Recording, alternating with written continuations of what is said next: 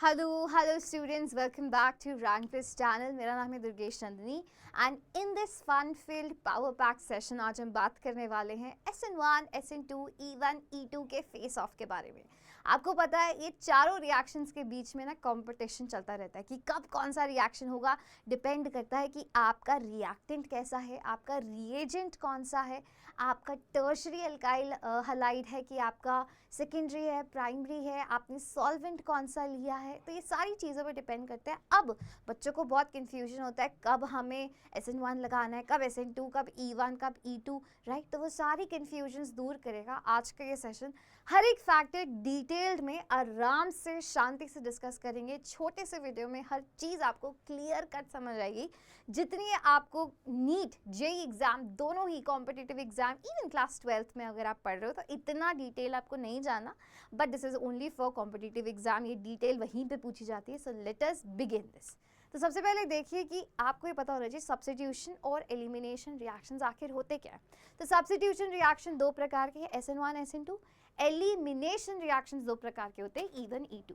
Substitution का मतलब होता है कि मेरा कोई एक मॉलिक्यूल जिसको लीविंग ग्रुप बोलते हैं वो जाता है, उसको रिप्लेस कर लेता है दूसरा ग्रुप। जिसने रिप्लेस किया उसे बोला जाता है न्यूक्लियोफाइल। क्यों? क्योंकि वो होता है आपका बहुत ज़्यादा न्यूक्लियॉन्स की तरफ अट्रैक्टेड, मतलब उस पर बहुत ज़्यादा नेगेटिव चार्ज है या फिर उसके पास बहुत सारे इलेक्ट्रॉन्स होते हैं। इलेक्ट्रॉन रिच स्पीशीज़ या फिर नेगेटिवली चार्ज स्पीशीज़ वो आपके यहाँ पे अटैक करती है और क्या बना लेती है, आपका एक नया कंपाउंड बना लेती है। मतलब एक ग्रुप गया, दूसरा ग्रुप उसकी जगह पे आ गया। सिंपल। एलिमिनेशन में क्या होता है? एलिमिनेशन में देखो क्या होता है, आपने फिर से वही कंपाउंड लिया जिसके पास एक लीविंग ग्रुप लगा है। लीविंग ग्रुप मतलब जिसको जाना है, यार मेरे को निकलना है यहाँ से, ठीक है। अब एक लीविंग ग्रुप लगा है, अब यहाँ पे भी आपने एक ऐसा कंपाउंड डाला जिसके पास नेगेटिव चार्ज है या फिर उसके पास लोन पेयर्स है। तो आप बोलोगे कि मैम इन दोनों में डिफरेंस क्या है? तो बच्चा डिफरेंस केवल ये है कि जो आपका न्यूक्लियोफाइल होता है ना, वो न्यूक्लियोफाइल वो होता है, अगर ऑर्गेनिक केमिस्ट्री की बात करें तो वो कार्बन से जाके लग जाता है। आपको दिखाई दे रहा है ये कार्बन चेन है R, यहाँ पे जाके आपका न्यूक्लियोफाइल लग गया। तो न्यूक्लियोफाइल तब हुआ जब वो कार्बन से जाके अटैच हो गया, इसीलिए उसको न्यूक्लियोफाइल बोला जा रहा है दोनों सेम। इसे भी नेगेटिव चार्ज है, इसमें भी नेगेटिव चार्ज है, इसको बोला जाता है बेस। बेस क्यों बोला जाता है? क्योंकि बेस केवल हाइड्रोजन एब्स्ट्रैक्ट करता है और ये कभी भी आपकी एल्केन चेन से जाके नहीं जुड़ता। ऑर्गेनिक केमिस्ट्री की अगर बात करें, इनऑर्गेनिक में दोनों सेम होते हैं, ऑर्गेनिक में बात करें तो ये डिफरेंस रहता है, ठीक है। अब देखिए एलिमिनेशन में क्या हुआ, लीविंग ग्रुप तो गया ही गया है ना, लीविंग ग्रुप गया और फिर यहाँ पे कुछ नया आइटम नहीं आता, एक चीज़ जाती है उसकी जगह पे ये बना लेती है एल्कीन। दिखाई दे रही है, एल्कीन बना लेती है। तो क्या हुआ, जिस कार्बन से लीविंग ग्रुप अटैच था उसके बाजू वाले कार्बन से एक हाइड्रोजन भी जाती है। हमेशा याद रखना, हाइड्रोजन और लीविंग ग्रुप साथ में निकलते हैं और फिर एल्कीन का फॉर्मेशन कर लेते हैं, तो होता है आपका एलिमिनेशन रिएक्शन। अंडरस्टूड? सब्स्टिट्यूशन में किसी को सब्स्टिट्यूट किया, एलिमिनेशन में चीज़ें चली गई, उसकी जगह कुछ नहीं आया, डबल बॉन्ड लग गई, इसलिए कोई एटम नहीं आया, कोई नया एटम इंट्रोड्यूस नहीं हुआ। अंडरस्टूड? अब मैम आप लीविंग ग्रुप की तो बात कर रहे हो, लीविंग ग्रुप आखिर है क्या? तो बच्चा एक अच्छा लीविंग ग्रुप क्या होता है, या तो कोई हैलोजन हो, एक्सेप्ट फ्लोरीन। फ्लोरीन क्योंकि जो CF बॉन्ड होती है वो बहुत स्ट्रांग होती है, तो वो एक अच्छा लीविंग ग्रुप नहीं है। बाकी सारी हैलोजेंस बहुत अच्छी लीविंग ग्रुप है। साथ ही में टोसाइलेट्स, मिसाइलेट्स अच्छी लीविंग ग्रुप है, या फिर सल्फोनेट्स। साथ ही में असाइलॉक्सी ग्रुप्स जैसे कि OCOR जो ग्रुप्स होते हैं बहुत अच्छे होते हैं लीविंग ग्रुप। साथ ही में जिन पे पॉजिटिव चार्ज लगे होते हैं वो बहुत अच्छे लीविंग ग्रुप्स होते हैं, OH2+, OHR+, NR3+, या फिर SR2+, जिन पे पॉजिटिव चार्ज है। अब मैं आपको, कोई बात नहीं, डरो मत, मैं आपको स्ट्रक्चर दिखा के समझाती हूँ। सबसे पहले तो क्या बोला मैंने, सारी की सारी हैलोजेंस एक्सेप्ट फ्लोरीन अच्छी लीविंग ग्रुप्स है, यहाँ लिखिए। साथ ही में वो ग्रुप्स जिनमें क्या लगा हुआ है, इस प्रकार से बॉन्ड दिखेगी आपको, O लगा होगा और उस एक यहाँ पे कार्बन चेन से O लगा होगा और उसी के साथ इलेक्ट्रॉन विड्रॉइंग ग्रुप्स लगे होंगे। दिखाई दे रहे इलेक्ट्रॉन विड्रॉइंग ग्रुप्स।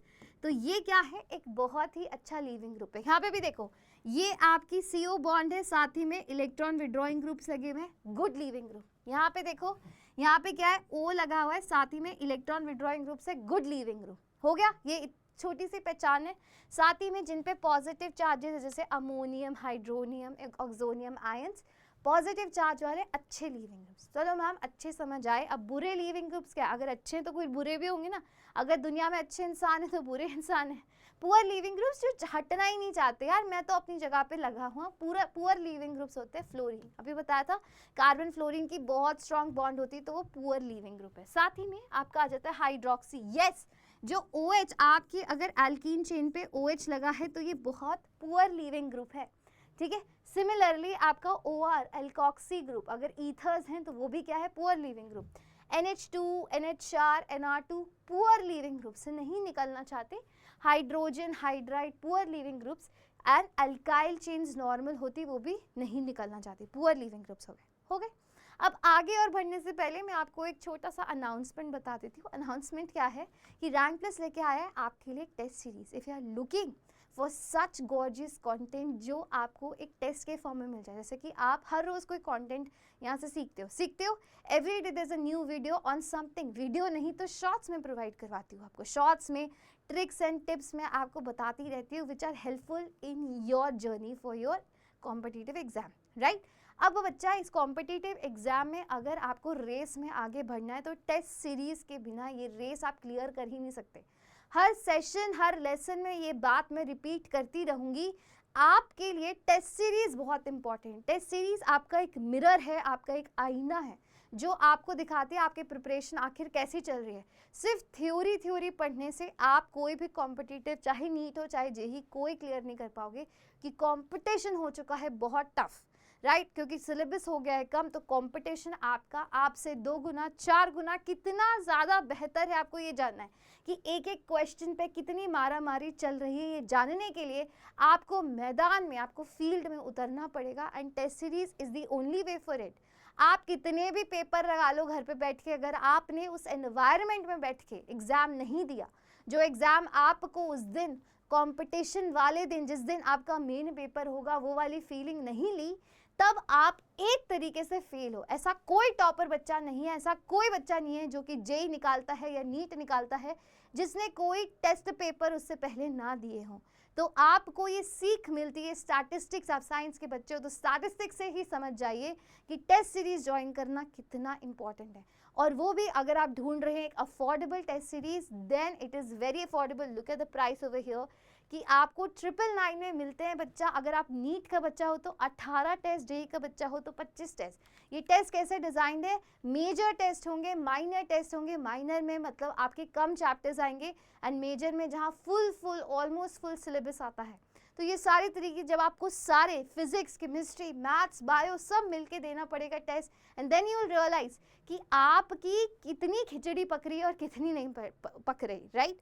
अब ये क्यों ज़रूरी है इस मोमेंट पे ज्वाइन कर, this is the right moment, right. इसके बाद अगर 2-3 महीने और निकाल दिए फिर टेस्ट सीरीज ज्वाइन करोगे, तब आपको ये नहीं समझ आएगा कि मेरे को फिजिक्स में ये नहीं आता, मैथ्स में ये नहीं आ रहा, मुझे केमिस्ट्री में ये नहीं आ रहा, कहाँ से मैं कितना सिलेबस कवर करूँ। क्योंकि टेस्ट सीरीज ज्वाइन करके पता चलेगा आप कितने पानी में हो, कितना टॉपिक, कौन सा टॉपिक कितना आ रहा है, कोई चीज़ पल्ले ही नहीं पड़ रही, याद ही नहीं है।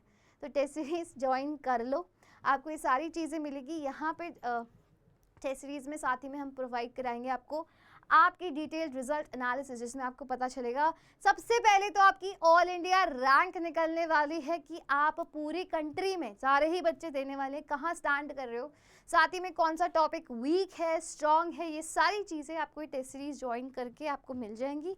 Go through that. आपको क्या करना है ज्वाइन करने के लिए? रैंक प्लस की ऐप डाउनलोड करनी है, उसके बाद आपको वहाँ पे सर्च बार में AITS टाइप करना है, फिर आपको नीचे कोर्सेज में AITS दिख जाएगा।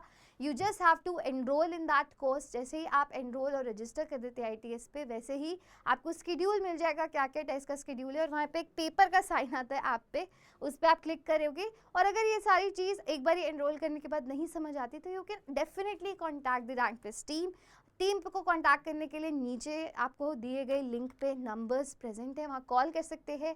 Otherwise you can always drop a comment on any of the video और हमारी टीम पिक कर लेती है and they will call you back, right. Understood. आगे चलते हैं। आई होप इसमें कोई क्वेरी हो, डाउट हो तो आप मुझे नीचे कॉमेंट सेक्शन में पूछ लीजिए। चलिए आगे चले। अब उसके बाद हमने poor leaving groups, good living groups की बात करी। नेक्स्ट चीज़ क्या है कि मैम चलो हमें ये पता चला कि ये अच्छे लिविंग ग्रुप्स है, ये बुरे हैं, बट मैम अगर मेरे को कोई रिएक्शन दे रखी है एग्जाम में, मुझे कैसे पता चलेगा कि यहाँ पे मुझे SN1 SN2 E1 E2 का कंपटीशन ही देखना है? ऐसा तो नहीं है कि सारे ही रिएक्शंस में SN1 SN2 लगता है, नहीं ना। तो रिकॉग्नाइज कैसे करना है कि इन चारों में से कोई एक चीज लगेगी? तो याद रखना ये 4 रिएक्शंस तभी हो सकते हैं पॉसिबल जब आपका लीविंग ग्रुप एक लगा होना चाहिए। पहली चीज, कोई ऐसे जाने वाली चीज, अभी मैंने स्ट्रॉन्ग लीविंग ग्रुप्स बताया आपको, गुड लीविंग ग्रुप्स, उनमें से कोई एक लीविंग ग्रुप होना चाहिए और वो लीविंग ग्रुप अटैच होना चाहिए आपके sp3 कार्बन से। Very important, sp3। जैसे कि यहाँ पे ये आयोडीन sp3 से अटैच्ड है, ये भी आपको शो कर सकता है इन चारों में से कोई भी रिएक्शन। ये सारे जो मॉलिक्यूल्स यहाँ गिवन है ये सारे आपके sp3 कार्बन से अटैच है और ये सभी के सभी आपकी इन चारों में से कोई एक रिएक्शन पक्का पक्का शो करेगा। अंडरस्टूड? उसके बाद आगे चलते हैं। आगे क्या है कि जो sp2 या sp हाइब्रिडाइज्ड कार्बन है वो शो नहीं करते आपका इन चारों में से कोई भी reaction, SN1 SN2 E1 E2 कोई शो नहीं करते। जैसे कि लीविंग ग्रुप यहाँ पे sp2 कार्बन से लगा है, आप सभी को दिख रहा है, तो ये शो नहीं करेगा आपका इन चारों में से कोई भी रिएक्शन। यहाँ पे भी sp2 तो नहीं शो करेगा। ये आपका कार्बन हो गया sp, ये भी शो नहीं करेगा। यहाँ पे ये आपका लगा हुआ है sp2 कार्बन से, ये भी शो नहीं करेगा। यहाँ पे ये फिर से sp2 से लगा हुआ है, ये भी शो नहीं करेगा। अंडरस्टूड? उसके बाद आगे चलते हैं। अब आपका अगर जैसे ऑक्सीजन ऐसे हाइड्रोक्सी ग्रुप्स आ जाए, तो फिर से बता रही हूँ, मैंने बताया था हाइड्रोक्सी अच्छा ग्रुप नहीं है, अच्छा लीविंग ग्रुप नहीं है, बट जब इसी पे पॉजिटिव चार्ज आ जाता है तब ये बहुत अच्छा लीविंग ग्रुप बन जाता है। तो ये रिएक्शन दिखाता है, ये नहीं दिखाता। ठीक है, तो लीविंग ग्रुप्स क्या है, चाहे सब्स्टिट्यूशन हो चाहे एलिमिनेशन, लीविंग ग्रुप दोनों में है, क्योंकि एक में क्या होता है सिर्फ एक जाके दूसरा आता है, दूसरे में क्या है वो लीविंग ग्रुप जा तो रही है, उसकी जगह कोई और आ नहीं रहा, बस इतना सा ही डिफरेंस है दोनों में। ठीक है, तो इसमें भी ये अच्छे से चला जाएगा इजीली। यहाँ पे OH आपके sp2 से अटैच है तो ये नहीं दिखाएगा। फिर से सिमिलरली OH है, OH तो दिखाता ही नहीं है, OH प्लस दिखाता है। यहाँ पे देखो OH प्लस है तो ये दिखाएगा। और जो आपके इस प्रकार के कंपाउंड्स होते हैं इनको बोलते हैं बच्चा इपॉक्सी कंपाउंड्स। ये आपके हर बार दिखाते हैं कौन से रिएक्शन, आपके दिखाते हैं सब्स्टिट्यूशन रिएक्शन ऑलवेज। अभी मैं एग्जांपल कराऊंगी, राइट। तो मैंने अभी आपको एक और चीज बतानी है, वो ये है कि जो अल्कोहल है, ये अल्कोहल है, और जो ईथर्स हैं, इन प्रेजेंस ऑफ एसिड, हमेशा याद रखना अगर कोई एसिड प्रेजेंट होगा तभी वो ये सारी रिएक्शंस दिखाएंगे। कोई स्ट्रॉन्ग एसिड होगा, अगर हाइड्रोक्सी या ईथर के पास एसिड होगा, फॉर एग्जाम्पल इसको एसिड में डालूंगी तो क्या करेगा, ये H प्लस अब्स्ट्रैक्ट कर लेगा, तभी तो ये वाला कंपाउंड बनेगा। तब वो शो करने वाला है आपकी कौन सी रिएक्शन, सब्स्टिट्यूशन या लीविंग ग्रुप वाली रिएक्शंस, राइट। आगे चलते हैं, इपॉक्साइड।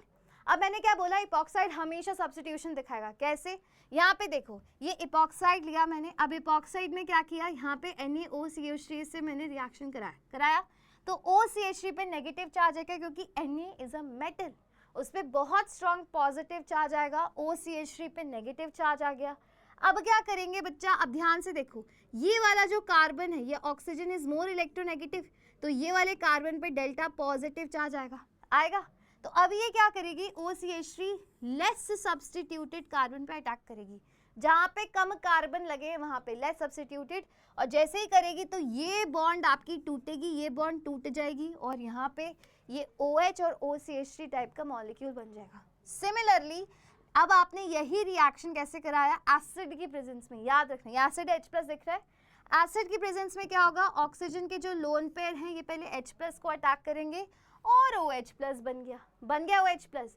अब क्या करेगा बच्चा, जो आपका ये वाला ग्रुप था CH3OH, इसके लोन पेयर आपके मोर सब्स्टिट्यूटेड कार्बन को अटैक करते हैं, बहुत इंपॉर्टेंट है। एसिड की प्रेजेंस में आपका जो CH3OH है वो आपके मोर, जो न्यूक्लियोफाइल है आपका, मोर सब्स्टिट्यूटेड कार्बन को अटैक करता है और फिर इस प्रकार से प्राइमरी अल्कोहल यहाँ बनता है, यहाँ पे सेकेंडरी अल्कोहल बनता है।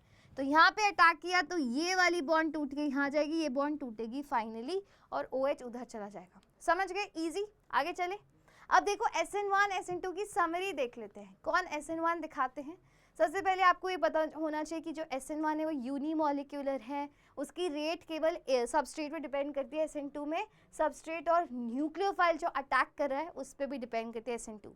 SN1 होता है आपका किस प्रकार का, 2 स्टेप रिएक्शन, बहुत इंपॉर्टेंट है।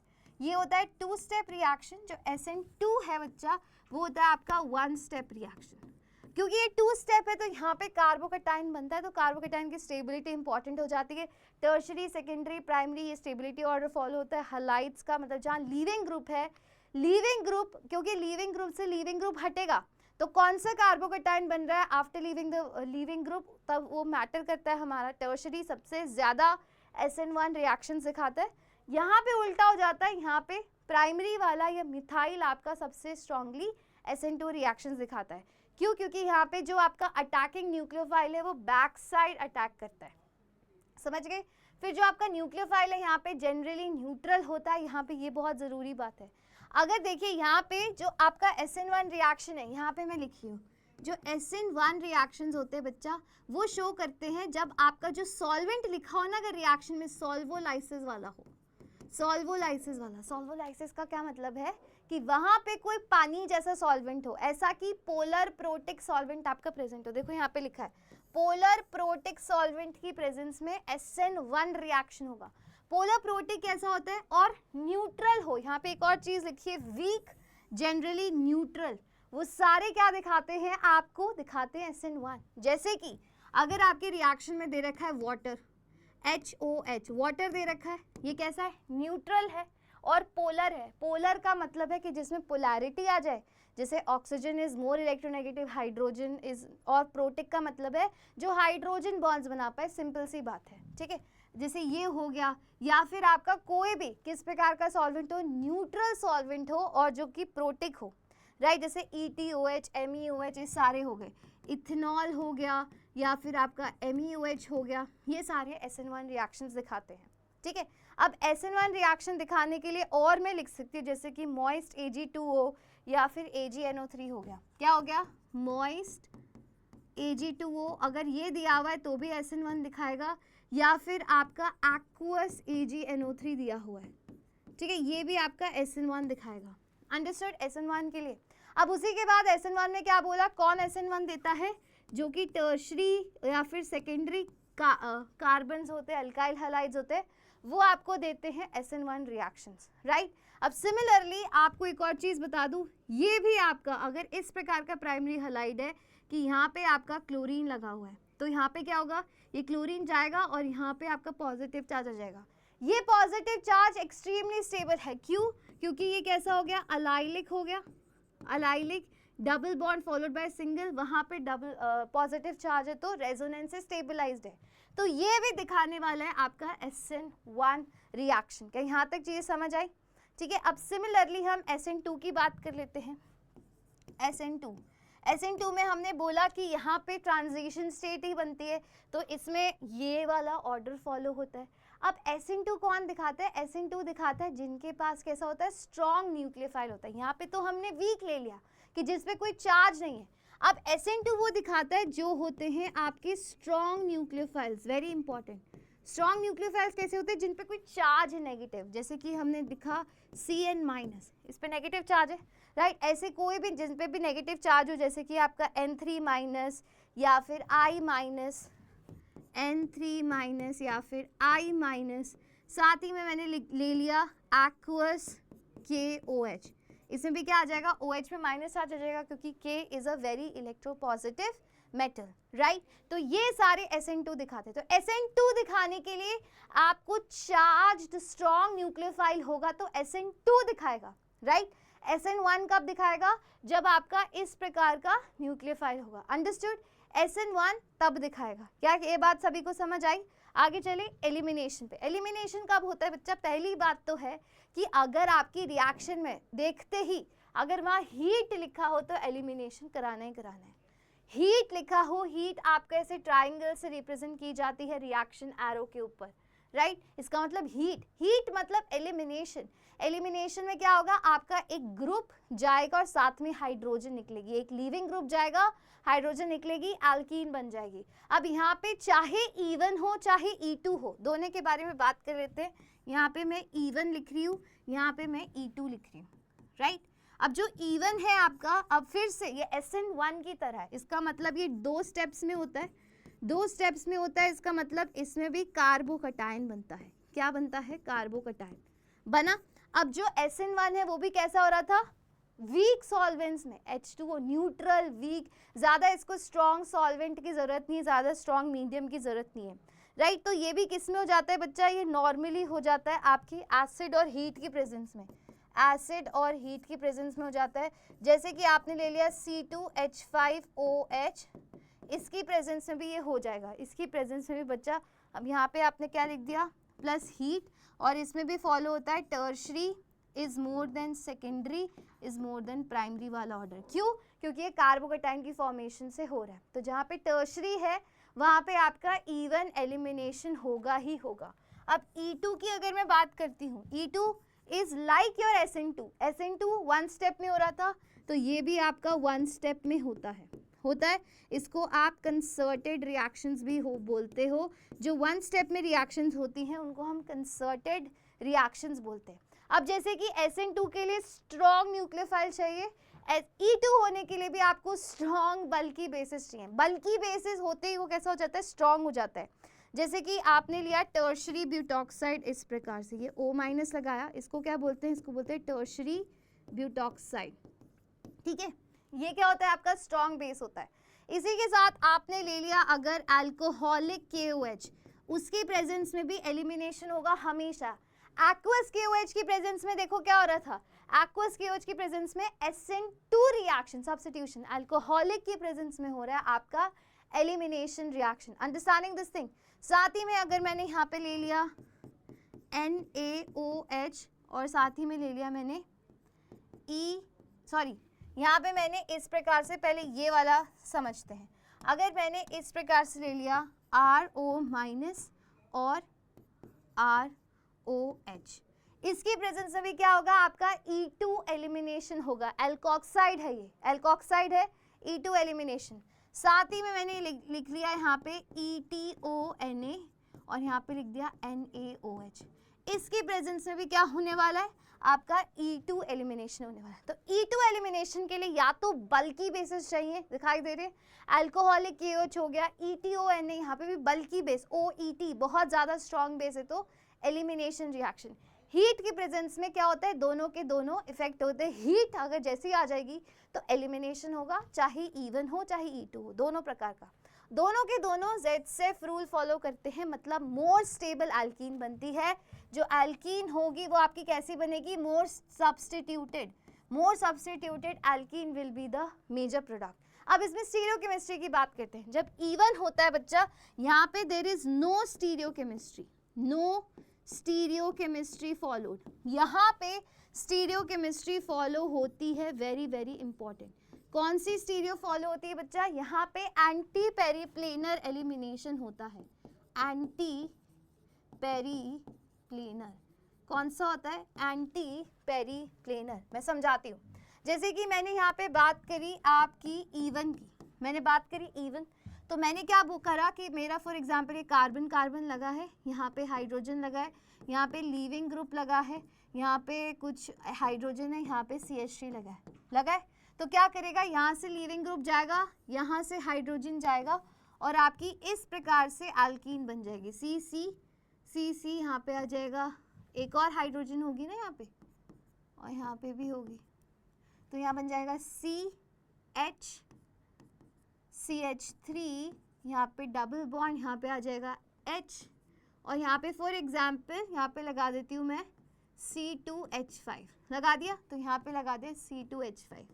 ये प्रोडक्ट भी बनेगा, साथ ही में ये प्रोडक्ट भी बनेगा, C डबल बॉन्ड C, यहाँ पे आ जाएगा C2H5, यहाँ पे आ जाएगा H, यहाँ पे आ जाएगा H, यहाँ आ जाएगा CH3। तो यहाँ पे ये दोनों प्रोडक्ट्स बनेंगे विदाउट एनी स्टीरियोकेमिस्ट्री। कौन सा ज़्यादा कौन सा कम ऐसा नहीं है, दोनों के दोनों प्रोडक्ट्स बनेंगे E1 में। बट सिमिलरली अगर E2 रिएक्शन होता, E2 रिएक्शन तभी पॉसिबल है, ध्यान से देखना, ये मैंने C यहाँ पे लगाया H, यहाँ लगाया C2H5, यहाँ पे लगाया है आपका लीविंग ग्रुप, यहाँ पे लगाई एक और हाइड्रोजन, यहाँ पे लगाई मैंने एक और हाइड्रोजन, यहाँ पे लगाई मैंने CH3, इस प्रकार से था। अब बच्चा जहाँ से लीविंग ग्रुप जाएगा E2 में ध्यान रखना, उसके जैसे नीचे लीविंग ग्रुप है तो ऊपर से हाइड्रोजन निकलेगा, मतलब अगर आगे लीविंग ग्रुप है तो बैकवर्ड से हाइड्रोजन निकलेगा, वेरी इंपॉर्टेंट। इसको बोलते हैं एंटी पेरीप्लेनर पोजीशन। क्या बोलते हैं? Anti periplanar, very important. Anti periplanar से आपका लीविंग ग्रुप जाएगा। समझो ये चीज़ कि मतलब कि 180 डिग्री के एंगल से आपका लीविंग ग्रुप जाता है। अगर लीविंग ग्रुप आगे से गया तो हाइड्रोजन पीछे से जाएगा, एकदम 180 डिग्री का एंगल बनाएगा। तो इस प्रकार से जैसे हाइड्रोजन निकलता है तो आपको स्टीरियो केमिस्ट्री स्पेसिफिक प्रोडक्ट मिलता है। फॉर एग्जाम्पल आपको यही प्रोडक्ट मिलेगा CH, यहाँ पे लगेगा CH3, यहाँ पे लगेगा डबल बॉन्ड, यहाँ पे लगेगा CH, यहाँ पे लगेगा C2H5, राइट। अब मैंने यहाँ स्टीरियो केमिस्ट्री नहीं दिखाई है, बट मैंने आपको समझाया है। स्टीरियो केमिस्ट्री दिखाने के लिए I will take you to the next example. Look at this example, यहाँ पे देखिए ये क्या है। फॉर एग्जाम्पल यहाँ पे लीविंग ग्रुप लगा है Br, सभी को दिखाई दे रहा है Br लगा हुआ है आगे की तरफ, कौन सी? आपकी वेज बॉन्ड पे लगा हुआ है, और आपकी डैश पे इसके जो बाजू वाली हाइड्रोजन है, for example look eight over here, यहाँ पे हाइड्रोजन कहीं पे दिखाई दे रही है, यहाँ पे CH3 पीछे लगा है। तो मुझे क्या चाहिए कि, और यहाँ पे मेरे पास सबसे पहले सॉल्वेंट देखो कि E1 होगा कि E2 होगा। तो मैंने सॉल्वेंट देखा, स्ट्रॉन्ग है, दिखाई दे रहा है स्ट्रॉन्ग। स्ट्रॉन्ग के केस में और हीट भी दे रखा है तो E2 एलिमिनेशन होगा, ये तो फॉर श्योर की बात है। स्ट्रॉन्ग जैसे ही आ जाता है तो E2 है, हीट है तो एलिमिनेशन है ना, एलिमिनेशन। अब बच्चा मैंने क्या बोला, अगर आगे से Br जाएगा तो पीछे से CH3, पीछे से हाइड्रोजन जाना चाहिए। बट इस वाले कार्बन में हाइड्रोजन तो आगे लगा है, क्योंकि अगर CH3 पीछे है तो हाइड्रोजन ऑब्वियसली आगे, तो यहाँ से आपका E2 एलिमिनेशन नहीं होगा। इंस्टेड कहाँ से होगा, जो इसकी पीछे बैक हाइड्रोजन लगी होगी वहाँ से जाएगा। Br आगे से गया, इसकी हाइड्रोजन पीछे से गई, एंड साथ ही में आपका इस प्रकार से एंटी ZCF प्रोडक्ट बन जाएगा। ये बना, यहाँ पे लगा है आपका CH3, यहाँ पे लगा है CH3। बनना क्या चाहिए था? आप बोलोगे कि मैम ये तो लेस सब्स्टिट्यूटेड बन गया, ZCF प्रोडक्ट बना ही नहीं। बट यहाँ पे एंटी पेरीप्लेनर आपका रिमूवल एलिमिनेशन होना बहुत ज़रूरी था, क्योंकि E2 एलिमिनेशन हो रहा है। यहाँ पे देखो H2O लिया, H2O कैसे माइल्ड न्यूट्रल है और साथ में हीट कर दिया, तो मतलब कि एलिमिनेशन कराना है। न्यूट्रल है, एलिमिनेशन कराना है, तो E1 से होगा। E1 में कोई एंटी पेरीप्लेनर का लफड़ा ही नहीं है, वो डायरेक्टली कर देता है। ये Br है, ये Br है ना, तो मैं यहाँ से हाइड्रोजन ले जाऊँगा, यहाँ वाली ही आगे वाली ही हाइड्रोजन ले जाऊँगा, क्योंकि E1 है, मेरे पास बहुत टाइम है हाइड्रोजन ले जाने के लिए। जैसे ही लेके जाऊँगा तो यहाँ पे मेरा ZCF प्रोडक्ट बन जाएगा। इस प्रकार से ये बना आपका CH3 यहाँ पे, और यहाँ पे लगा आपका CH3। I hope this thing is clear to everyone. Understood? Understood? Perfect, perfect. अब यहाँ पे मैंने इसी सब का आपका एक चार्ट बना दिया है कि कैसे आइडेंटिफाई करना है SN1, SN2, E1, E2। एक और बार देख लेते हैं, अभी तक जो डिस्कस किया है वही सारी चीज़ें। देखो, सबसे पहले अगर आपका जो जहाँ पे लीविंग ग्रुप लगा है, अगर वो प्राइमरी कार्बन है, जिस कार्बन पे लीविंग ग्रुप है वो प्राइमरी है, तब आपका फॉर श्योर कौन सा होने वाला है? SN2 ही होने वाला है। प्राइमरी है, SN1 तो हो ही नहीं सकता, टर्शरी में होता है, SN2 होने वाला है।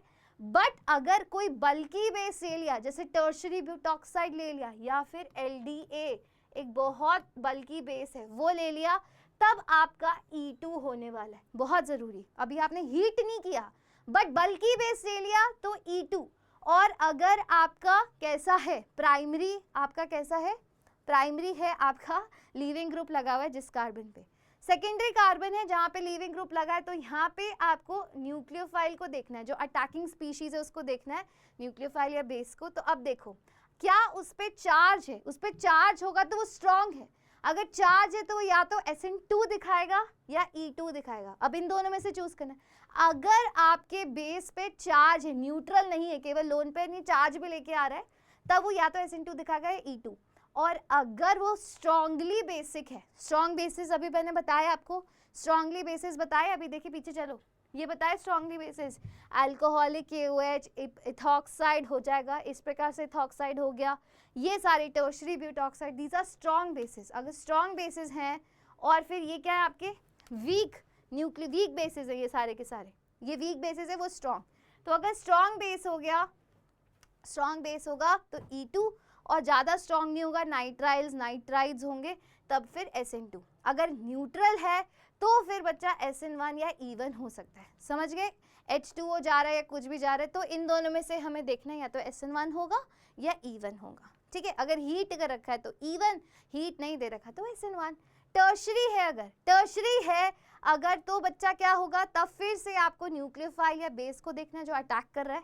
अगर वो स्ट्रांगली बेसिक है, जो अभी स्ट्रॉन्ग बेसिस देखे, तो E2 होगा, राइट, तो फिर क्या होगा, E2 होगा। और अगर वो न्यूट्रल है तो SN1 या E1 होगा, हीट है तो E1 हो जाएगा, हीट नहीं है तो SN1 हो जाएगा। So this are all the characteristics. सारी चीज़ों के बारे में बात कर ली, आपकी मैम एक भी चीज़ छोड़ती नहीं है, हर चीज़ डिटेल में डिस्कस करती है एज इट्स द फैशन।